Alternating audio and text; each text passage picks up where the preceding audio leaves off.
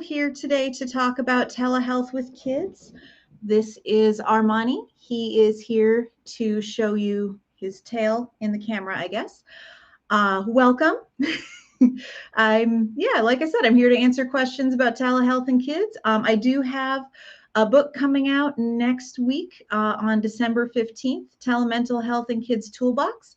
I've just been informed that if you pre-order today on Amazon, there is a discount code, 15AMY, that's 15AMY, to get 15% off when you order today. I think it's not going to ship till next week still, but yeah, hooray, order now.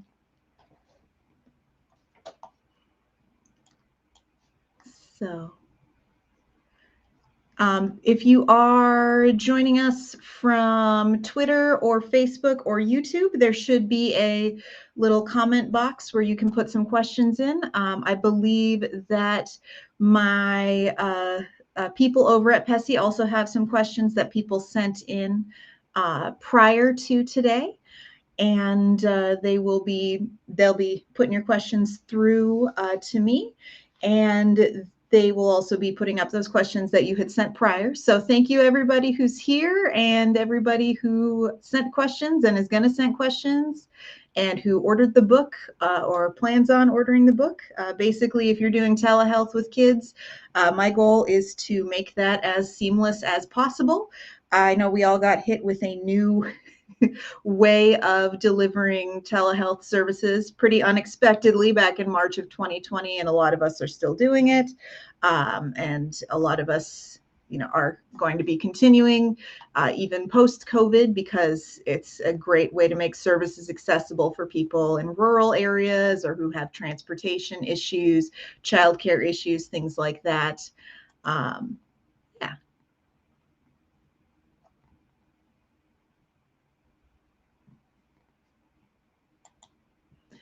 So let's see. What are the benefits of telemental health treatment for kids? So I would say, and it seems like it would be difficult not being in the same room. It is definitely a learning curve. It is a different way of providing services.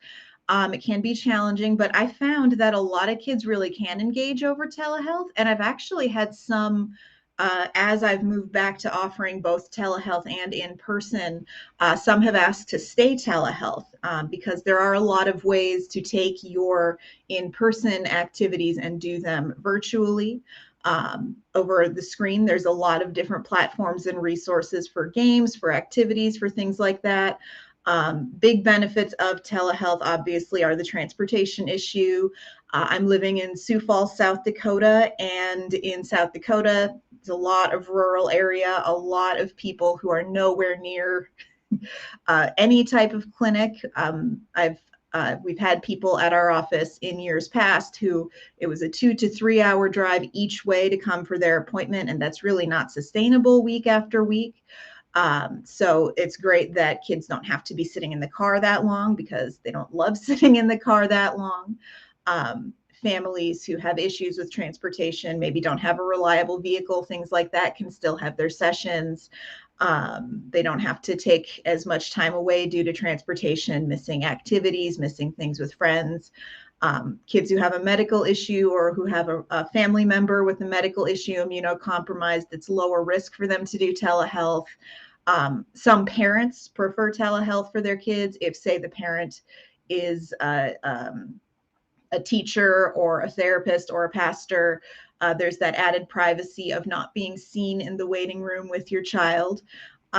It's helpful with kids to have a lot of options available, to basically have your toolbox with a lot of choices, so that if a child isn't interested in one activity, there's a lot also that you can bring.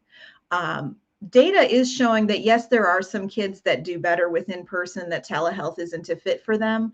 But generally speaking, for most kids, if the therapist is properly trained in telehealth, outcomes are pretty comparable. And that for a small amount of kids, yes, telehealth isn't the right fit, but also for a small amount of kids, telehealth can actually be preferable to in-person. What advice do you have for a clinician who is just starting out in their telehealth practice. I think that getting training and getting comfortable both with the platform that you're using, we use Zoom at my office, as well as just with the technical and making sure you know what you're doing hardware, software wise, but also with the interventions that you're going to be using. I like to, if I have an intervention that I want to try but I haven't before, I'll do a trial run with someone, just create a link. It's not a real session. My husband has been my guinea pig for a lot of interventions that we walk through it together. I kind of see what troubleshoot things we run into. I can see from my side and the client side what setting it up looks like. I think that flexibility is pretty important. Kids actually adjusted to telehealth a lot better than their parents adjusted to the idea of them doing telehealth. Technology, kids are very comfortable with it, very used to it. They do video calls with their grandparents. They have their Chromebooks for school. Every kid has some screen time activity that they like.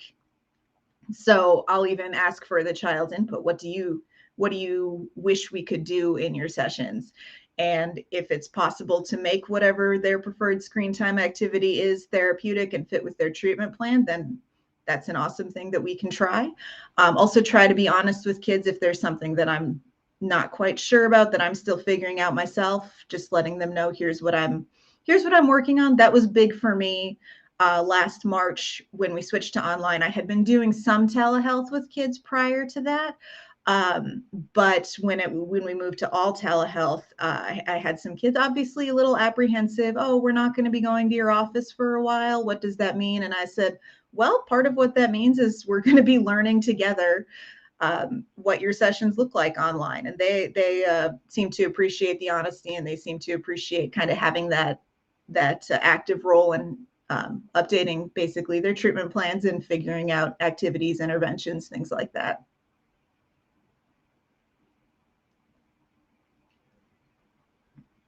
Do you think we'll continue to use telehealth to this degree when the pandemic is finally over?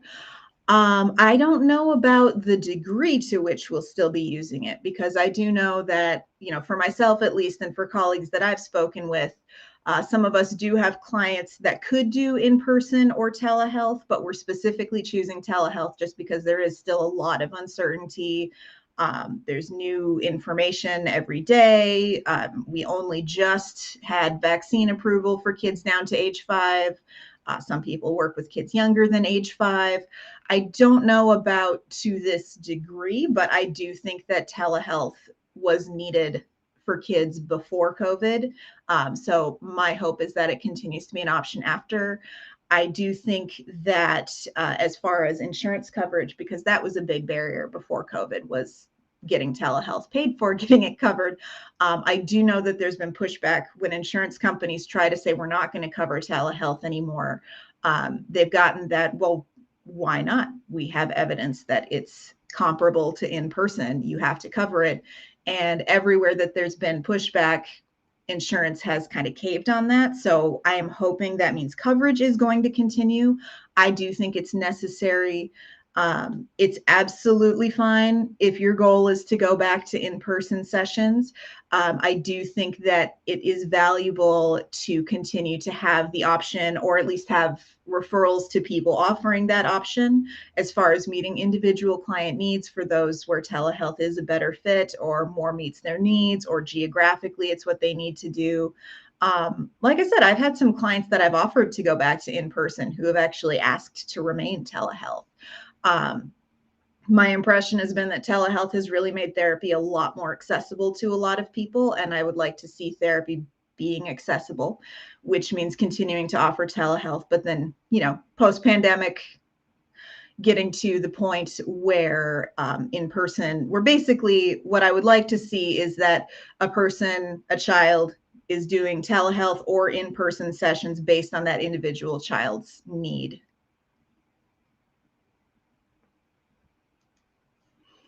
Have you ever had a telehealth intervention go way wrong, and how did you handle it not being in the room with the kid? I'm not sure about going way wrong. I have, just like with in-person sessions, I've had interventions that just really weren't the best fit. Sometimes the child, I'll present something and the child kind of just doesn't want to do it.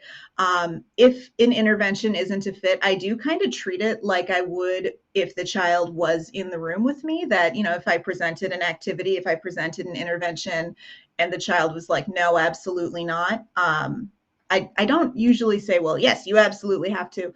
I'll be kind of like, okay, so what can we try instead? The tricky thing that with telehealth is not being able to follow the child. So I do have kids who have a very hard time staying on camera. In that case, I do keep the parent's phone number handy, or being able to kind of reach out and say, hey, can you come and help us get redirected, getting support from that. Typically, kids who are too young to be trusted to stay in front of the camera on their own, there's an adult in the house. But I've not really had an issue with kids like full on taking off. If a child is really, really, really unable to stay engaged in the session just on their own, we'll say, hey, what can we make your sessions look like to be a fit for you? And maybe I'll have the parent stay in the session and we can do some family work, attachment, relationship building, kind of taking that approach, because then you do have someone who's physically there to do that redirection.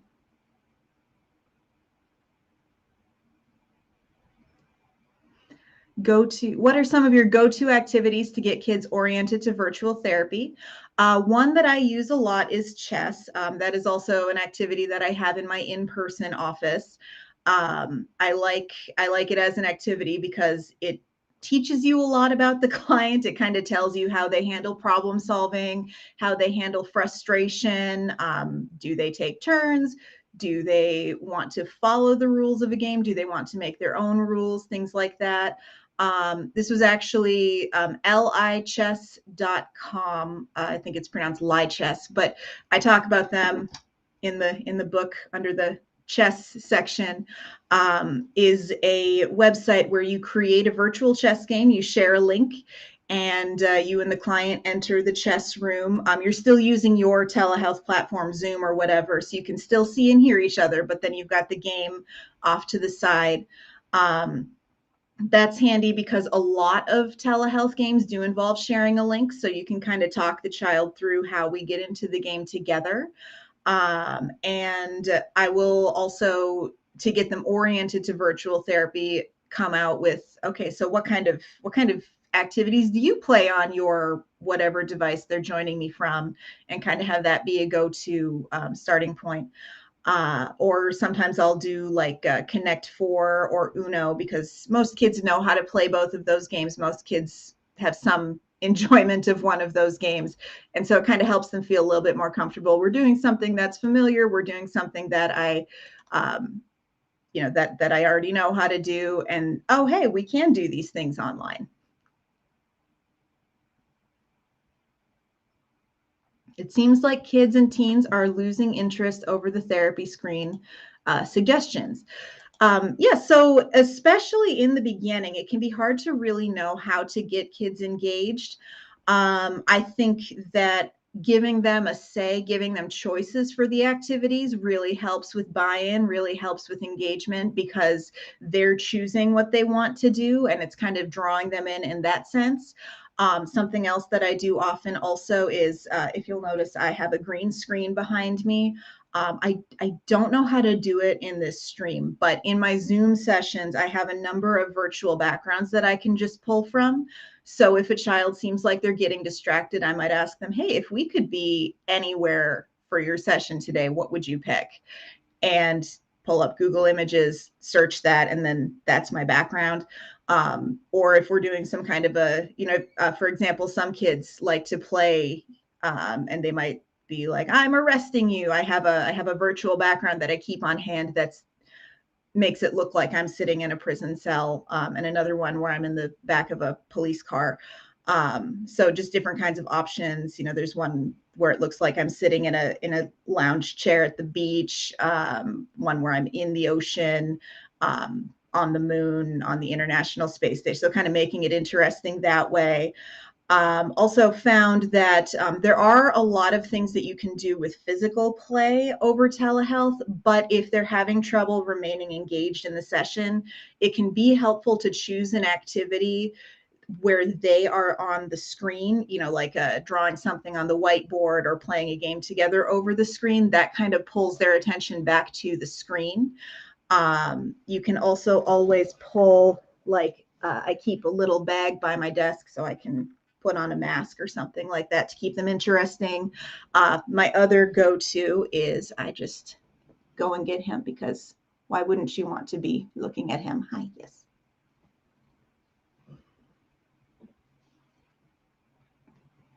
Any tips for engaging caregivers and families in treatment? Yes. So caregivers, guardians, parents, etc., their buy-in is just as important when you're working with children and adolescents, and sometimes even more so, because they're the ones who are responsible for making sure that the appointment is kept. They're the ones who are making sure that their child is keeping the appointment. I often will start with caregivers because, like I said, some of the caregivers were more apprehensive about telehealth than the kids themselves. Kids were like, "Oh, I'm going to video chat with my therapist now." Okay. So I try to, with the caregiver, say, what questions do you have? What concerns do you have? And then I'll have some frequently asked questions that I'll say, that I kind of have my go-to answers for that. Like they might say, well, how do you do this over Zoom? And I just walk them through it, and I just show them, and provide some of the I'll also sometimes say, if it definitely is not working, we can absolutely look at other options if telehealth isn't a good fit. And I kind of let them know some, say, I have had success with kids that I didn't think would be a good fit for telehealth, ended up doing really well. I really encourage them to keep that line of communication open with me, and just be very clear about the boundaries of privacy for the session itself, the limitations. I am going to let you know any safety concerns, things like that. But also just encouraging them, if you have concerns, if you have questions, please tell me. It's what I'm here for. Do you find kids are tempted to have other apps or windows open during telehealth sessions, like sneakily checking social media, etc.? In the beginning, yes. But my approach is, what do you want to be doing right now? And I really try, because a big part of working with kids and teens is we have to be creative. And it's not really my job to say, we are going to play chess today, or we are going to do this worksheet today. It's my job to make that space what is the client's need, what is the client's best interest in that moment. So if a child is wanting to open up another window or something, I really encourage them to just tell me, like, what do you want to be checking right now? What do you want to be doing right now? And, there are some boundaries. Obviously, I'm not going to allow a client to record our session to put it on TikTok or something like that. But if they're saying, I kind of, I kind of want to be playing this game over here, then I'll say, oh, let's pull it up. Let's see. And, I mean, if you can think creatively, pretty much any flash game in a therapy context, you can say, okay, what feelings is this? Oh, you lost the level. How do you feel? You must be so frustrated. How do we deal with that? Things like that. So kind of just bringing it all back, kind of making whatever happens therapeutic. Can you share a success story from your experience with telehealth? Sure. I mean, so I haven't had as many. I think it's because of the kind of the state that we're in right now, because I've heard this from several therapists. We're not as much seeing people saying, "Oh, hey, I'm ready. I'm ready to." I call it graduating, when they're ready to stop. And I kind of let kids know, I love seeing you. I love hanging out with you. I want to see you as long as needed. But my job is also to help you get to a place where you don't feel like you need to come back. And with ongoing, stress of the world as it is right now, we haven't hit that quite as much. But I think that with telehealth, some of the successes I've been seeing is a lot of, for example, kids can bring their pets into session. And I remember we kind of talked through, and one child really realized how much their animal was in tune with their feelings and was checking on them and was noticing that they were getting anxious before they really noticed that they were anxious. So we were able to start using that as a resource in their home, something I never would have been able to observe if they hadn't been over telehealth. So that's something that's been, so it's been really cool to kind of see what's different and what you're seeing and hearing that you might not have access to if we hadn't had the opportunity to try it that way. My usual interventions are getting really boring. Where can I find new ideas? Self-plug. So there's 102 activities in the book. But also I generally recommend, I'll spend a good amount of time on different like Flash Games websites. Some of them will even let you filter by what games allow you to be two-player. So just kind of checking like what's there, what are the options. If you are familiar at all with the platform for Roblox, there's new games get added to Roblox all the time. So always checking something else out, finding something new. I also often will just ask kids, are there any new activities that you found lately that you want us to try out? Because sometimes they'll come with something. I get some of my best ideas just from clients saying, can we do this? And me saying, yeah, why not? Let's try it and see what happens.